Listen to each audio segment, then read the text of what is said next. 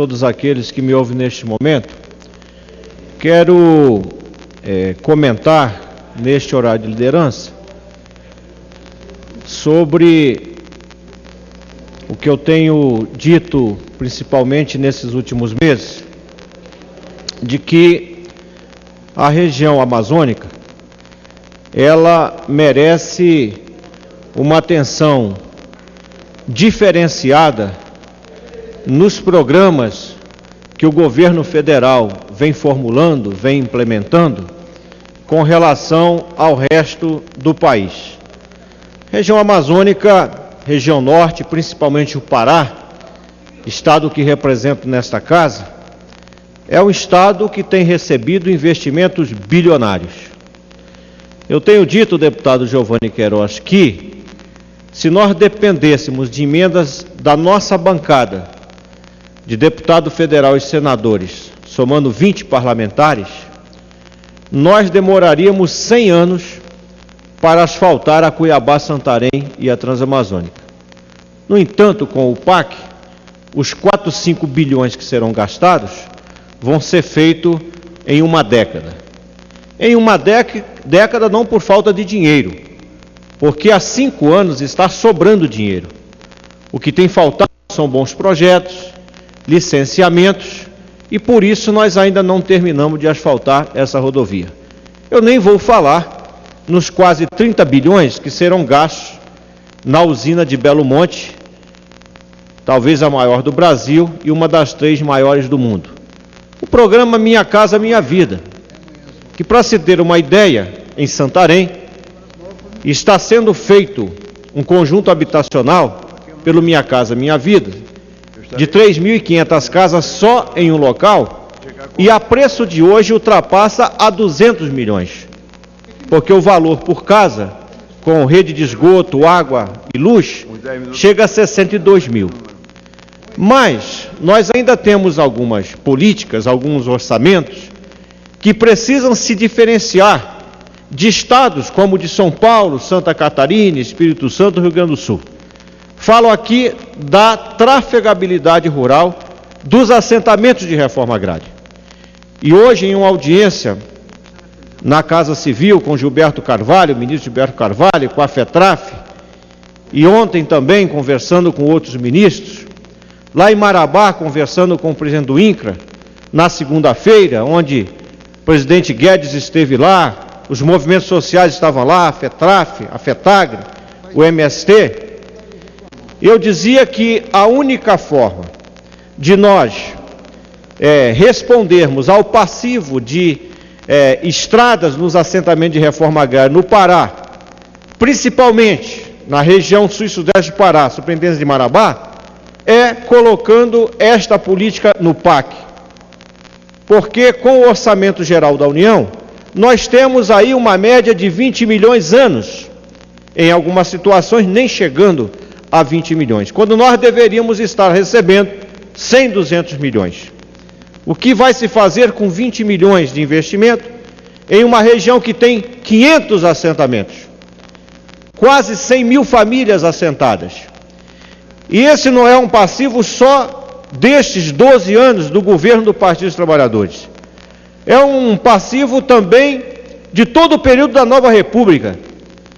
E ao longo da Transamazônica, no polo Altamira, Taituba, aquela região toda, um passivo dos militares, dos anos 70, dos anos 80, que implantaram a colonização, mas a infraestrutura de estrada não foi concluída. É o que custa mais caro no processo de reforma agrária na Amazônia. Não é a terra que custa mais caro.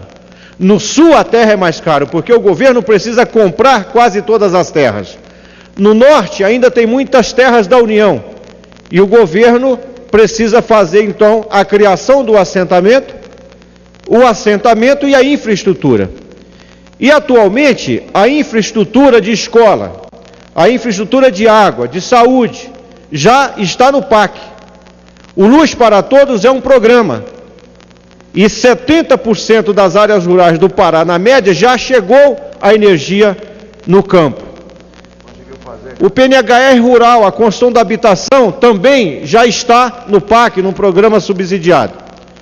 Mas nós precisamos, por exemplo, nesse momento, de resolver a situação do Luz para Todos no Pará. O que aconteceu no Pará? A empresa distribuidora de energia, chamada Rede Celpa, faliu. E durante 2 anos não se fez mais nada. Não se colocou energia em nenhum dos 144 municípios do Pará.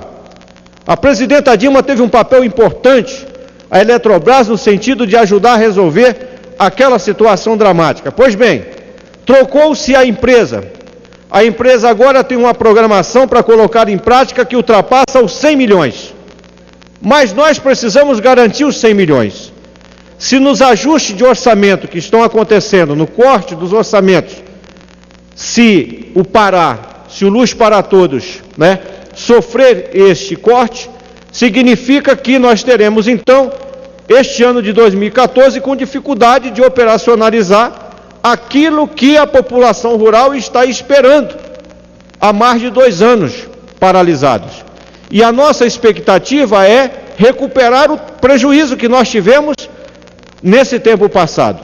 Então, é preciso que haja uma compreensão do governo federal, do Ministério do Planejamento e Orçamento, para que alguns estados que foram prejudicados, como eu estou citando o caso do Luz para Todos no Pará, tenha este orçamento para que nós possamos, então, implantar esta política pública a custo zero para quem mora nas áreas rurais no estado do Pará e na região norte do Brasil. Cito o Pará porque é o estado mais populoso daquela região e também o estado que tem a maior quantidade de pessoas morando no campo, diferente do Amazonas, que 70%, quase 80% da população mora em Manaus, enquanto que no Pará, além da região metropolitana, além de Belém, Ananindeua, Marituba, Benevides, nós temos cidades polos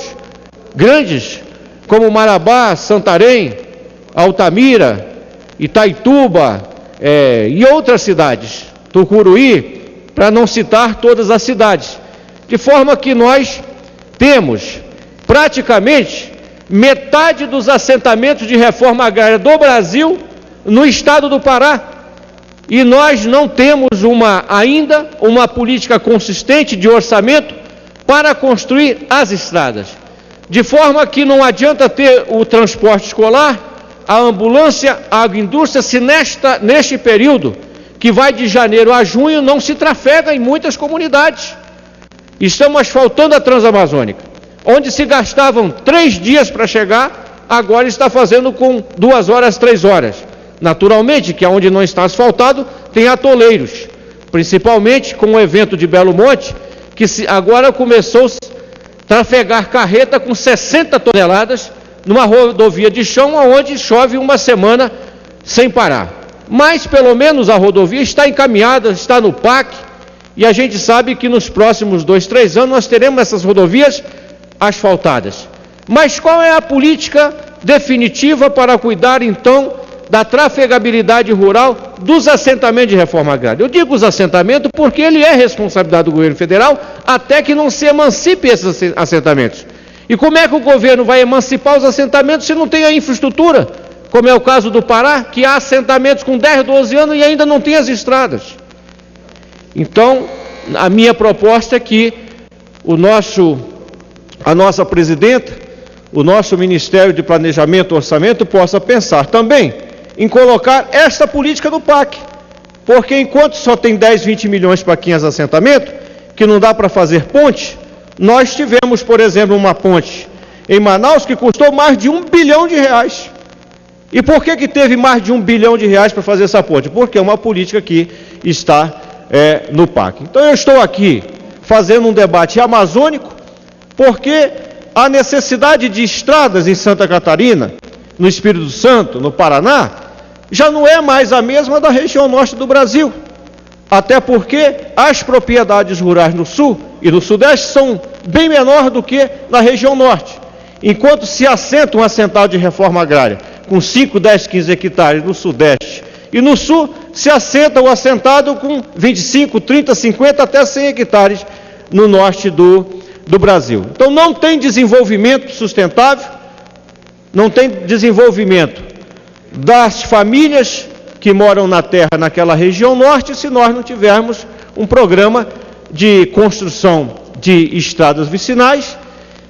Reconheço que o programa do MDA de distribuir de forma gratuita uma motoniveladora, uma retroescavadeira, uma caçamba para os municípios de até 50 mil habitantes é uma política interessante e bem-vinda, mas acontece que não tem diferença de um município com 40 mil habitantes, que tem 20 prédios de assentamento no Pará, e um município de 3 mil, 4, 5 mil habitantes do Sul, que não tem nenhum prédio de assentamento. Então, o que nós precisamos é de uma política que venha fazer a infraestrutura nos assentamentos de reforma agrária, como Minha Casa Minha Vida está fazendo na cidade. Qualquer para encerrar, qualquer 1000 casas custa 62 milhões. Até a terra é paga como recurso pela Caixa Econômica Federal.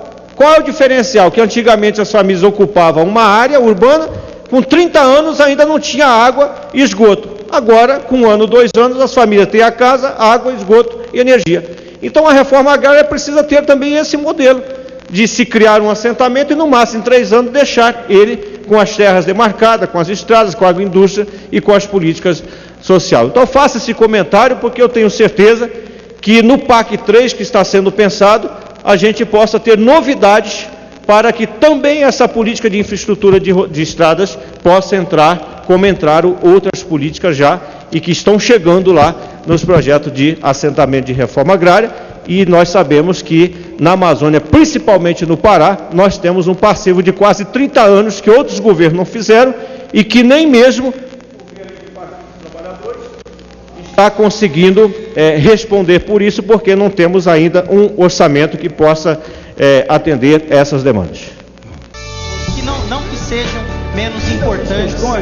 Um segundo encaminhamento. Ministério de Santos, no meu estado de São Paulo.